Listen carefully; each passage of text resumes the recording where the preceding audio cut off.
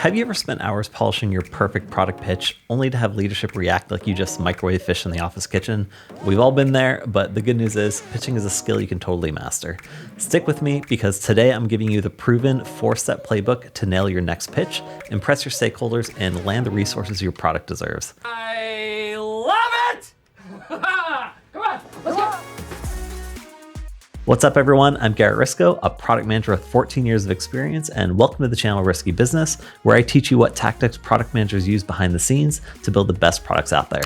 Hit subscribe, ring the bell, and let's dive right in. As product managers, despite the hype of our job being about dreaming up amazing new products, the honest answer is most of our job is pitching.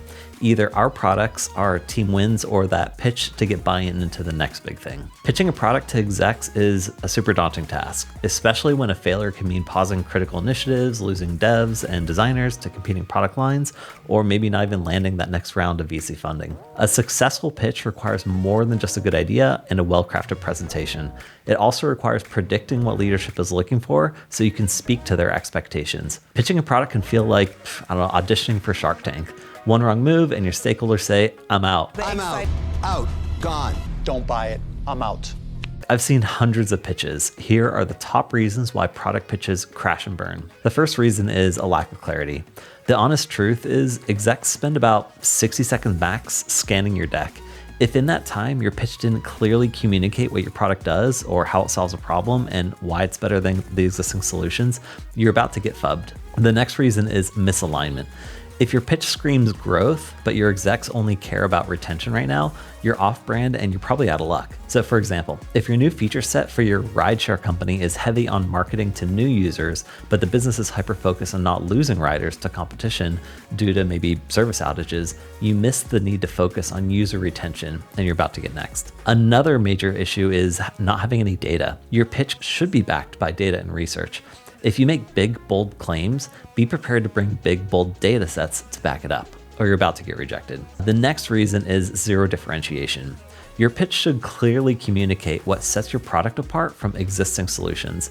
Even if that next best alternative is pencil and paper or using Excel, you need to call out the NBA or the next best alternative and differentiate it in your pitch, or you're gonna risk getting rejected. Okay, so you avoided these 4 ways to crash and burn, but let's go level deeper into the 4-step playbook I use to crush pitches. The first is Nemawashi, get early buy-in. The second is present concisely with full sentences. The third is I present options but not conclusions. And the fourth, I think of WIIFM, or what's in it for me. So I'm gonna pack each of them. So the first tip for you is Nemawashi. Nemawashi is a Japanese concept meaning laying the groundwork. Here's how it works in practice. Rather than surprising stakeholders with a new big idea at the big meeting, you spend 30 minutes in one-on-one sessions ahead of time with each of your stakeholders. These people could be the supporting C-suite around an executive, or the support team for a VC decision maker. And it's super useful because, for one, it precedes the idea. Approaching and pitching the idea beforehand gives your stakeholders time to digest your idea. This gives them time to marinate on the pros and cons of the idea so that, number 2, they're not overwhelmed during the pitch meeting. If your stakeholder has already seen and heard the bones of your pitch,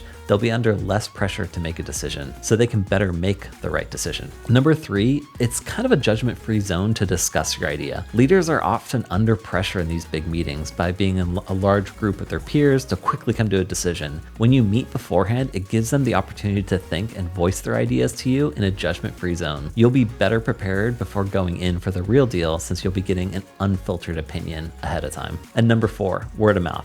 You know who makes the best evangelist for your product? Your decision maker peers who are talking up your product before you even get into the big pitch meeting. And number 5, you want to head things off at the pass. Sometimes you just didn't land the pitch. It's better to know early that you need to cut your losses before you pull everyone together into a big meeting and lose confidence in you or your team. Uh-oh. Well, let's see what happened there. That's too bad. I don't know what happened.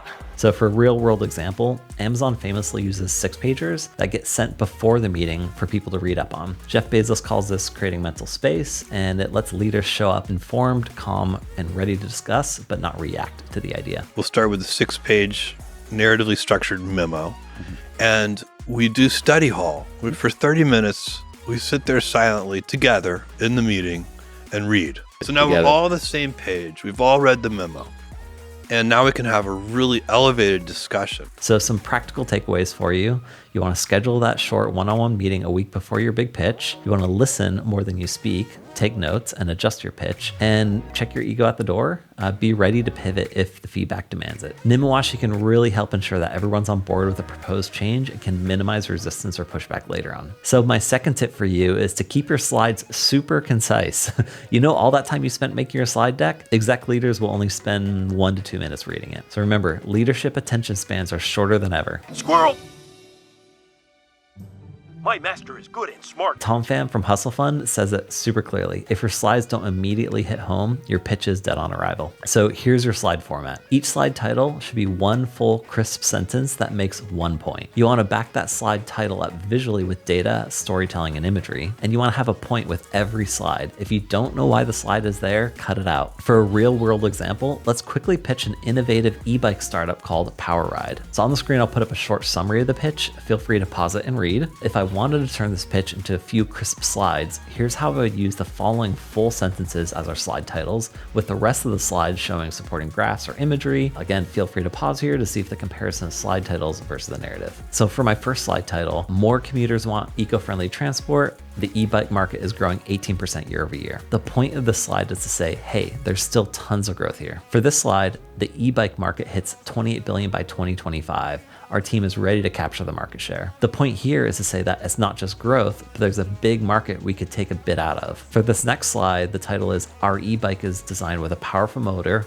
long-lasting battery, and durable frame to meet the demands of daily riders. This slide says, okay, high level, here's what our product is. For this next slide title, we say our patented regenerative braking system extends battery life by 30% over standard e-bikes. What this is trying to say is, and unlike our competitors, we have a differentiating feature. This next slide title says our team has deep experience in product design, engineering, and marketing, and is ready to take on this challenge. The purpose behind this is, yep, we've got a real deal credible team. By investing in this product, you're actually investing in this team. This next slide title is we've secured 500,000 in pre-orders and key retail partnerships already. The meta point behind this is people are already throwing money our way, which is excellent validation for our product. Riding all the way to the bank? Yeah! Yeah! Woo! All right.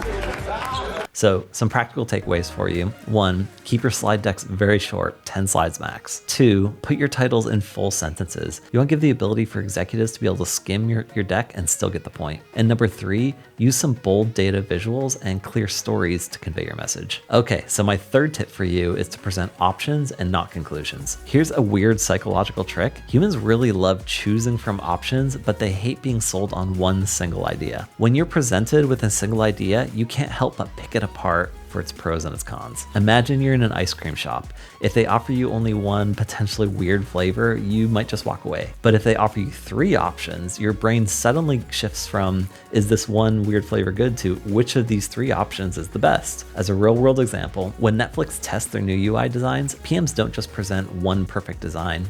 Instead, they share multiple variants and ask leadership which of these exploration paths looks most promising to you. Of course, you still need to back up your product pitch with ironclad justifications, data to back it up, and supporting stories to make the listener empathize, but giving multiple options shifts the exec mindset from finding faults to selecting the best.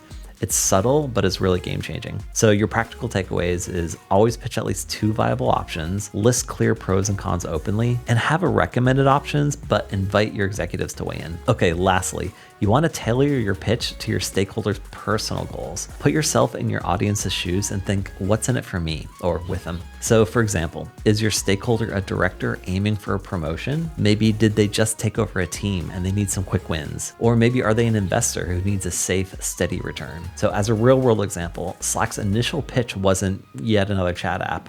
When they pitched to executives, they framed their tool as a way for leadership to gain visibility across all the projects and teams. They sold leadership on how Slack would personally make their jobs easier and their teams more efficient. But when they marketed Slack to end users, they made it a mix of sleek design, a super simple to use product, a bit of hype, and your central home for all your communications. They made sure to keep in mind who they were pitching to, or what's in it for me, for the audience. So some practical takeaways: know exactly what your stakeholders care about, explicitly highlight how your product meets their goals, and answer their question before they even ask it, like, why should I care? So here's your quick recap for a winning pitch. 1, Nemawashi. You want to lay the groundwork early. 2, you want to present concisely in full sentences. And 3, you want to offer multiple options, not just one conclusion. And lastly, WIIFM. What's in it for me? You want to clearly state what's in it for your stakeholders. So if you follow this playbook, your next pitch will go from meh to memorable. If you found this helpful, hit subscribe, give a thumbs up, and drop a comment down below about your biggest pitching challenge. And if you want more detailed PM insights, check out my Medium articles or other videos in the description. Thanks for watching Risky Business. I'm Garrett Risco. See you next time.